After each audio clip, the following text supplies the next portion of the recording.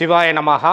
முப்போதும் திருமேனி தீண்டும் ஆதிசைவர்கள் குலத்தில் சுந்தரமூர்த்தி சுவாமிகளினுடைய வழிவழி தோன்றல் திருவான்மையூர் அடியார்க்கு அடியன் சந்தோஷ் திருமேனி சிவாச்சாரியார். பக்திமயம் நேர்கள் அனைவருக்கும் அன்பான வணக்கம். நம்ம இதில் என்ன பார்க்க போகிறோம் அப்படின்னா, உங்களுடைய ராசிக்கான மார்ச் மாதம் 2025 எந்த மாதிரியான பலன்கள் கிடைக்க போகுது, எதுலெல்லாம் ரொம்ப நல்ல பலன்கள் கிடைக்க போகுது, எதுலெல்லாம் நீங்கள் ரொம்ப கவனமாக இருக்கணும், எந்த விஷயத்தெல்லாம் கொஞ்சம் எச்சரிக்கையுடன் இருக்கணும், அதுக்கு எந்த சுவாமியை நீங்கள் எப்படி கும்பிட்டா நல்லது அப்படிங்கிறத கொஞ்சம் விரிவாக பார்ப்போம். அதற்கு முன்பாடி இந்த மாதத்தினுடைய கிரக நிலைகள் எப்படி இருக்குது, இந்த மார்ச் மாதம் 2025க்கான கிரகங்கள் நிலைகள் எப்படி இருக்குங்கிறத கொஞ்சம் விரிவாக பார்ப்போங்க. இந்த மாதம் முழுவதுமே பார்த்தீங்க அப்படின்னா குரு பகவான் ரிஷப ராசியில் இருக்காரு, செவ்வாய் பகவான் மிதுன ராசியில் இருக்காரு, கேது பகவான் கன்னி ராசியில் இருக்காரு. அதே மாதிரி சனி பகவானை பார்த்தீங்கன்னா கும்பராசியில தான் முழுவதுமாக இருக்காரு. சந்திர பகவானும் இந்த மாதத்தினுடைய துவக்கத்தில் இருக்காரு. 2.5 நாளுக்கு ஒரு முறை அப்படின்னு அவரும் மாறிக்கிட்டே தன்னுடைய சஞ்சாரத்தை மாற்றிடுவார். சூரிய பகவான் பார்த்தீங்கன்னா முதல்ல கும்பராசியில் இருக்காரு, அவர் மீனத்துக்கு மாறுறாரு. அதாவது இந்த மாதம் 15ஆம் தேதி வெள்ளிக்கிழமை சூரிய பகவான் என்ன பண்ணுறாருன்னா கும்பராசிலேருந்து மீன ராசிக்கு மாறுறாருங்க. அதுதான் பங்குனி மாதம் அப்படின்னு நம்ம சொல்லக்கூடியது. சூரிய பகவானுடைய பெயர்ச்சிக்கு அப்புறம் அது பங்குனி மாதமாக மாறிடும். அதே மாதிரி பார்த்தீங்கன்னா சுக்கிர பகவான் இந்த மாதம் முழுவதுமே மீனத்தில் தான் இருக்கார். இந்த சுக்கிர பகவான் என்ன பண்ணுறாரு அப்படின்னா இந்த மாதம் 4ஆம் தேதி செவ்வாய்க்கிழமையிலேருந்து வக்கர சஞ்சாரத்தை மேற்கொள்கிறார். வக்கரம் அப்படின்னா முன்னோக்கி போய்கொண்டு இருக்கக்கூடிய ஒரு கிரகம் பின்னோக்கி வரக்கூடிய தன்மைக்கு அது மாறுவது அப்படிங்கிறது வக்கரம் அப்படின்னு பேர். ரெட்டோகிரேட் அப்படின்னு ஆங்கிலத்தில் சொல்லுவாங்க. அந்த பொசிஷனுக்கு அவர் மாறுறாரு. அதே புத பகவானும் ரெட்டோகிரேடுக்கு மாறுறாரு. எப்போ மாறுறாரு அப்படின்னா இந்த மாதம் 18ஆம் தேதி அவர் மீனத்துக்கே ரெட்டோகிரேட் ஆகி வந்துடுறாரு. 9ஆம் தேதி ஞாயிற்றுக்கிழமை ரெட்டோகிரேடுக்கு அவருக்கு முன்னாடியே மாறிடுறாரு. இப்படின்னு இந்த மாதத்தினுடைய கிரக நிலைகள் அமையுதுங்க. அது மட்டும் இல்லை, இந்த மார்ச் மாதம் அப்படிங்கிறது பார்த்தீங்க அப்படின்னா அற்புதமான நல்ல மாதமாக இருக்கிறது. இந்த மாதத்தில் நிறைய முகூர்த்த தினங்கள் இந்த மாதத்தினுடைய 2ஆம் தேதி, 3ஆம் தேதி, 9ஆம் தேதி, 10ஆம் தேதி, 12ஆம் தேதி, மார்ச் 16, 17 போன்ற எண்ணற்ற சுப முகூர்த்த தினங்கள் இந்த மார்ச் மாதத்தில் வருதுங்க.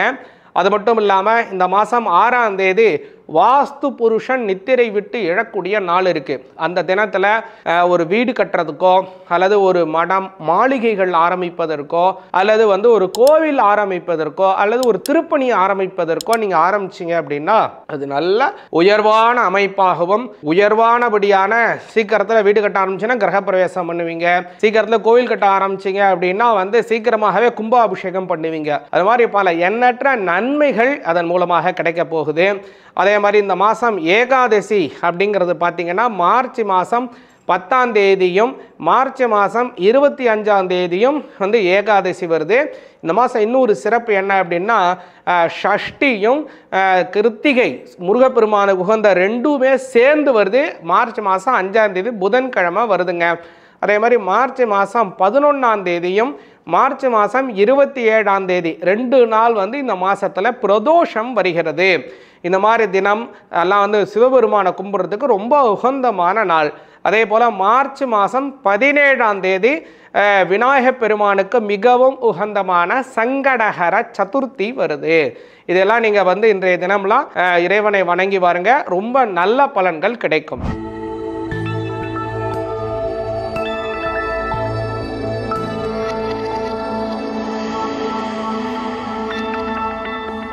கும்பராசியாகிய உங்களுக்கு இந்த மார்ச் மாதம் 2025 எந்த மாதிரியான பலன்கள் அப்படிங்கிறத கொஞ்சம் விலாவரியாக பார்ப்போங்க.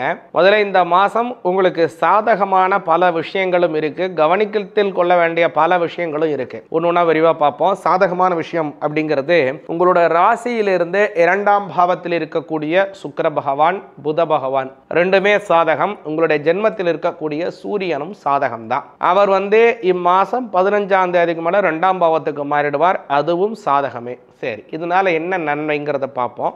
முதல்ல பொருளாதார ரீதியாக வளர்ச்சிகளை தருவார். 7ஆம் அதிபதி சூரியன் 2ஆம் பாவத்தில் போறதுனால 7ஆம் பாவம்ங்கிறது கலத்திரஸ்தானம். கலத்திரம்னா என்னங்கன்னா வாழ்க்கை துணைவர், அதாவது கணவனாக இருந்தால் மனைவி, மனைவியாக இருந்தால் கணவர், இவங்களை குறிக்கக்கூடிய ஸ்தானம்ங்கிறது தான் களத்திரம் அப்படின்னு பேர். சரி, இந்த ஸ்தானத்தோட சம்பந்தப்பட்ட சூரியன் ஜென்மஸ்தானத்திலையும் இருக்காரு, 2ஆம் பாவத்திற்கு மாறுறாரு. இது என்ன மாதிரியான இம்பேக்டை கொடுக்கும் அப்படின்னா, குடும்பத்தில் உங்களுக்கும் உங்களுடைய வாழ்க்கை துணைவருக்கும் பரஸ்பரம் நல்ல அன்பை கொடுக்கும்.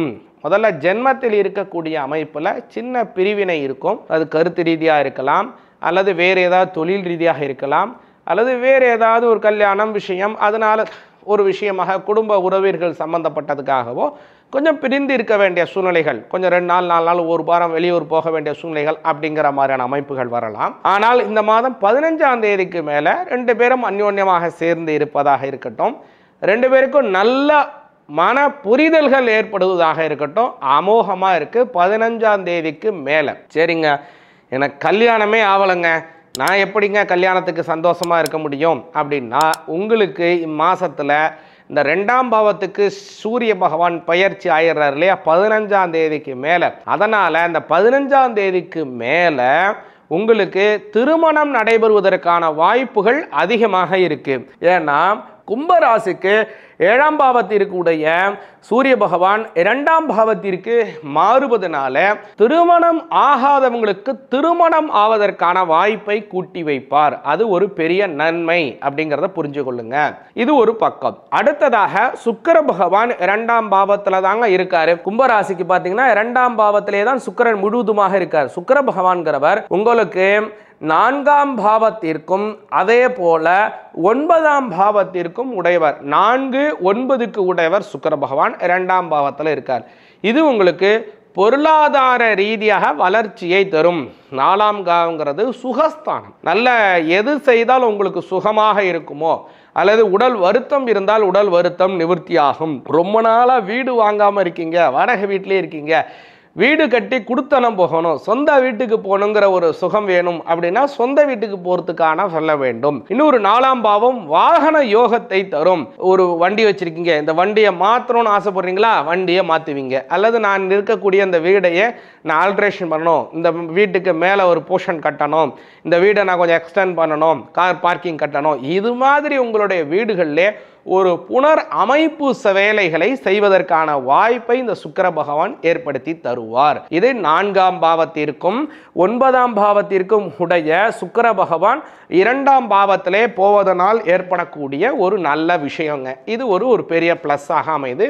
கூடுதலாக அதே இடத்துல புதனும் இருக்கிறார். புத பகவான் உங்களுக்கு 5ஆம் பாவத்திற்கு உடையவர், அஷ்டமஸ்தானத்திற்கு உடையவர். இந்த அஷ்டமஸ்தானத்திற்கும் உடையவர் 5ஆம் பாவம். 5ஆம் பாவங்கிறது குழந்தைகளை குறிக்கக்கூடியது, தெய்வ வழிபாடுகளை தரக்கூடியது. அதே போல குலதெய்வத்தின் அனுகிரகம் உங்களுக்கு இருக்கா இல்லையா அப்படிங்கிறது 5ஆம் பாவத்தை வச்சு தான் தீர்மானம் பண்ண முடியும். சரி, 8ஆம் பாவங்கிறது என்ன அப்படின்னா தடைகளை தரக்கூடியது, மன கஷ்டங்களை தரக்கூடியது, வருத்தத்தை தரக்கூடியது. இந்த 2க்கும் உடையவர் புத பகவான் தான். அவர் இப்போ 2ஆம் பாவத்தில் இருப்பதனால உங்களுக்கு இருக்கக்கூடிய மன கஷ்டங்கள் நிவர்த்தியாகும். 15ஆம் தேதிக்கு மேல் அவர் உங்கள் ஜென்மஸ்தானத்திற்கே வர்றதுனால 1-8ங்கிற அமைப்பு வர்றதுனால அந்த சமயம் 15ஆம் தேதிக்கு மேல் சில விஷயங்கள், எந்திரங்களை கையாளுவது, வாகனங்களிலே செல்லும் போதெல்லாம் கொஞ்சம் கவனமாக இருப்பது மிக மிக அவசியம். அதனால் இந்த மாதம் 15ஆம் தேதி வரை ஒரு அமைப்பு நல்லாகவும் 15ஆம் தேதிக்கு மேல் கொஞ்சம் அமைப்புகள் வேறு விதமாகவும் இருக்கு. முக்கியமாக இந்த மாதத்தினுடைய பிற்பகுதியில் கொஞ்சம் கவனமாக இருப்பது மிக மிக அவசியம். கூடுதலாக உங்களுக்கு நல்லது தரக்கூடிய ஒரு விஷயம் என்ன அப்படின்னா 5ஆம் பாவத்தில் இருக்கக்கூடிய செவ்வாய் பகவான், உங்களோட 5ஆம் பாவத்தில் இருக்கக்கூடிய செவ்வாய் பகவான் பார்த்தீங்க அப்படின்னா உங்களுக்கு ரொம்ப நல்லது தரக்கூடிய இடத்துல இருக்காரு. ஏன்னா செவ்வாய் பகவான் 3ஆம் பாவத்திற்கும் உங்களோட 10ஆம் பாவத்திற்கும் உடையவர். அவர் 5ஆம் பாவத்தில் இருப்பதனால தொழில் ரீதியான வளர்ச்சி இருக்கும். ரொம்ப நாளாக ப்ரமோஷன் எதிர்பார்த்தீங்க, ப்ரமோஷன் கிடைக்கும். அல்லது வெளிநாடு போகணும்னு ஆசைப்படுறீங்க, தொழில் முறையாக வெளிநாடு போவதற்கான அமைப்புகள் கிடைக்கும். படிப்பு ரீதியாக நல்ல முன்னேற்றம் அடையும். படிக்கின்ற மாணவர்களுக்கு படிப்பில் நல்ல நாட்டம் ஏற்படும். அதாவது படித்த படிப்புக்கு தகுந்த வேலை கிடைக்கலான்னு ரொம்ப கஷ்டப்பட்டிருக்கீங்களா, நீங்க என்ன படிப்பு படிச்சிருக்கீங்க அது சார்ந்த துறையிலேயே உங்களுக்கு பிடிச்சமான துறையிலேயே நல்ல வேலை கிடைக்கும். இதெல்லாம் ஒரு நல்ல அமைப்பு இருக்குங்க. சரி, அடுத்ததாக பார்க்கும்போது பார்த்தீங்கன்னா உங்களோட அஷ்டமஸ்தானத்திற்கு அதிபதியாக இருக்கக்கூடிய புத பகவான் உங்களோட ஜென்மஸ்தானத்தில் வரக்கூடிய சமயத்தில் தான் உங்களுடைய சொன்ன 15 தேதிக்கு மேலே கொஞ்சம் கவனமாக இருக்கணும் அப்படிங்கிறத.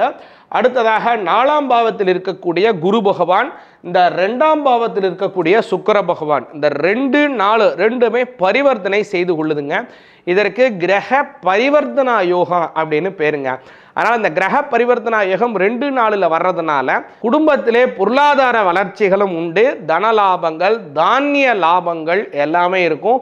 பூர்வீக சொத்துக்கள் உங்களுக்கு வந்து சேரும். ரொம்ப நாளாக கிடப்பில் கிடந்து உங்களுக்கு வருமானமே வரலை அப்படின்னு சொல்லக்கூடிய ஏதோ நீங்கள் செஞ்சிருக்கக்கூடிய இன்வெஸ்ட்மெண்ட், அது ஒரு இடம் வாங்கி போட்டிருக்கலாம், நகை நட்டுகள் வாங்கி கொடுத்துருக்கலாம், அல்லது சொத்துக்கள் வாங்கியிருக்கலாம், அல்லது வேறு ஏதோ ஒரு ஷேர் இன்வெஸ்ட்மெண்ட் பண்ணியிருக்கலாம். எது மாதிரி ஏதோ ஒரு இன்வெஸ்ட்மெண்ட் பண்ணியிருக்கீங்க, யார்கிட்ட கொடுத்து வச்ச பணமாக இருக்கலாம். உங்கள்கிட்ட அதனால ஒன்றுமே பிரயோஜனமே இல்லையே, அந்த பணம் வரவே இல்லையே, அந்த இடத்துனால லாபம் இல்லையே, ஷேர் மார்க்கெட்டில் பண்ணுறது ஒன்றும் சரியா இல்லையே, அப்படிலாம் களைப்பு இருந்தால், உங்களுக்கு ஒரு வருத்தம் இருந்தால் எல்லாமே நிவர்த்தி செஞ்சிடும். அது எல்லாமே பார்த்தீங்கன்னா நீங்கள் நினைச்சதை விட அதிகமான வடிக்கு விலை விற்பனையாகும். நீங்கள் நினைச்சதை விட அதிகமான படியில் அந்த ஷேர் மார்க்கெட் போகும். பல நன்மைகள் இந்த மாதத்தில் உங்களுக்கு ஏற்பட போகுது. எதனால் அப்படின்னா இந்த சுக்கிரனும் குருவினுடைய கிரக பரிவர்த்தனா யோகத்தினால் ஏற்படக்கூடிய விஷயம்.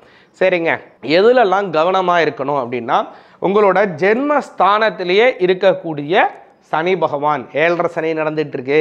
அதனால ரொம்ப கவனமாக இருக்க வேண்டும். அதனால அந்த 7.5 சனி காலம் அப்படிங்கிறதுனாலையும் சரி, உங்களோட அஷ்டமஸ்தானத்தில் இருக்கக்கூடிய கேது பகவான், இந்த அஷ்டமஸ்தானத்தில் கூட கேது பகவான் கூட கொஞ்சம் பரவாயில்லைன்னு சொல்லலாம்.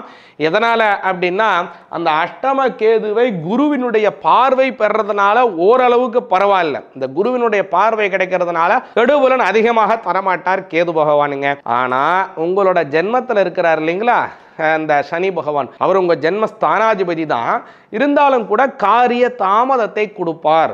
ஒரு வெற்றிகள் உங்களுக்கு கிடைப்பதில் கொஞ்சம் பொறுமையாக இருந்தால் நீங்க செயல்பட வேண்டும். பலரும் 10 முறை செஞ்சு கிடைச்சது, அவங்களுக்கு சாத்தியமாயிடுச்சு, வெற்றி ஆக்கிட்டாங்க அப்படின்னா உங்களுக்கு 10 முறையில கிடைக்காதுங்க.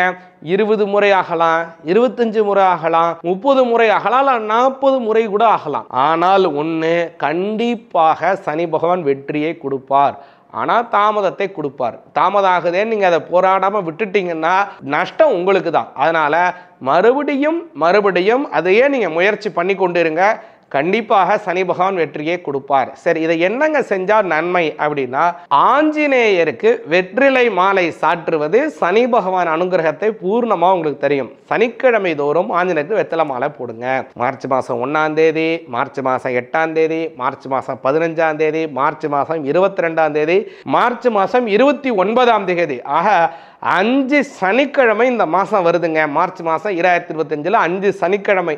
இந்த 5 சனிக்கிழமை தோறும் ஆஞ்சநேயருக்கு வெற்றிலை மாலை சாற்றி அர்ச்சனை செய்து வழிபாடு செய்து வாருங்க. ரொம்ப நன்மைகள் கிடைக்கும். உங்களால் முடிந்தது அப்படின்னா வடமாலையை சாத்துங்க, அமோக வளர்ச்சியை அடைவீங்க. சிவாய நமக. பக்திமயம் இந்த சேனல் அப்படிங்கிறது ஆன்மீகமான சம்பந்தமான பல அரிய தகவல்களை உங்களுக்கு வழங்கக்கூடிய ஒரு அற்புதமான சேனல். அதனால் இந்த சேனலை பின்தொடருங்கள். ஜாதகம் சார்ந்த விஷயங்கள், உங்களுடைய கேள்விகள், உங்களுடைய தனித்துவமான வாழ்க்கையில் ஏற்பட வேண்டிய முன்னேற்றங்கள், இதையெல்லாம் சார்ந்த விஷயங்களை அறிந்து கொள்வதற்கு கீழ்காணும் நம்பரை வாட்ஸ்அப் மூலம் தொடர்பு கொள்ளுங்கள். சிவாய நமக.